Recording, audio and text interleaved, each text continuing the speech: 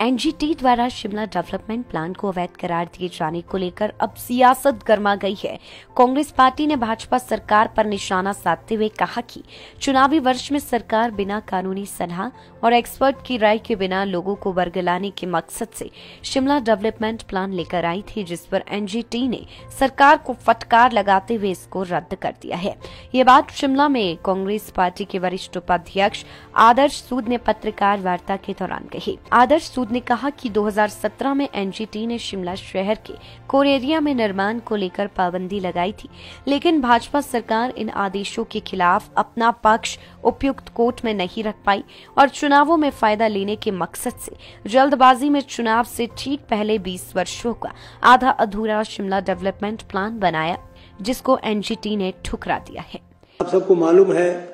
कि प्रदेश सरकार ने बड़े पॉम्प एंड शो के साथ, बड़ी एडवर्टाइजमेंट के साथ, बड़े अपने आप को शाबाशी देने के साथ शिमला डेवलपमेंट प्लान 2041 तक का 20 वर्षों का पीछे जो है स्वीकृत किया था और उसमें काफी रियायतें भी दी गई थी कागजों में कि शिमला में जो है अब 4 स्टोरी कंस्ट्रक्शन हो सकेगी और उसके साथ एटिक का भी सुझाव उन्होंने उसमें एटिक भी किया था कि एटिक जो है वो अलाउ होगी, साथ ही पार्किंग अलाउ होगी। किंतु मैं समझता हूं कि ये सिर्फ उन्होंने एक कागजी घोड़ा दौड़ाने वाली बात जो है की थी, क्योंकि उसे नेशनल ग्रीन ट्रिब्यूनल ने जो है खारिज कर दिया है और साथ ही सरकार के अधिकारियों को भी फटकार लगाई है कि उन्होंने किस तरह से एनजीटी का जब बैन है 2.5 स्टोरी का शिमला शहर में कोर एरिया में, तो उसको कैसे उन्होंने वायलेट किया। तो मैं समझता हूं कि एक तो ये सरकार 2017 में एनजीटी का जो ऑर्डर आया था उसके विरुद्ध जो है वो किसी भी जो एप्रोप्रिएट जुडिशियल फोरम है उस पर अपील नहीं दायर कर पाई और ना ही उसको चाहे वो हाई कोर्ट में लेती, या ये तो सरकार का काम था। सरकार के पास अपना जो लॉ का जो तंत्र है, लॉ सेक्रेटरी से लेकर नीचे अधिकारी हैं, उनसे अपना वो मशवरा लेती और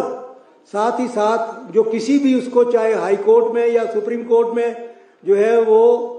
अपील फाइल करती, वो कुछ नहीं किया और एक अलग से जैसे एक मनमाने तरीके से जैसे समझते हैं कि कानून के बाहर जो है उन्होंने शिमला डेवलपमेंट प्लान को जो है लागू किया, उसको स्वीकृत किया। लागू तो वो हो ही नहीं पाया क्योंकि उस पर एनजीटी ने रोक लगा दी और एनजीटी ने अब जो है बहुत ही एक सरकार के